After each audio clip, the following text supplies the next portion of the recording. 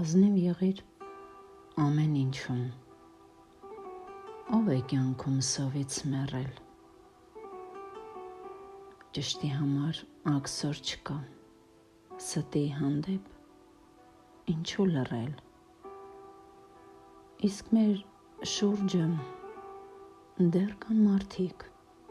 որ երբ պետք է մեջք են ծռում, երբ որ պետք է հռհռում են, պետք է ժպտում, պետք է լռում, պետք է իրենց մատն են տնկում։ Դու մի եղիր կյանքում տհաս, դու հասկացիր հենց այս գլխից,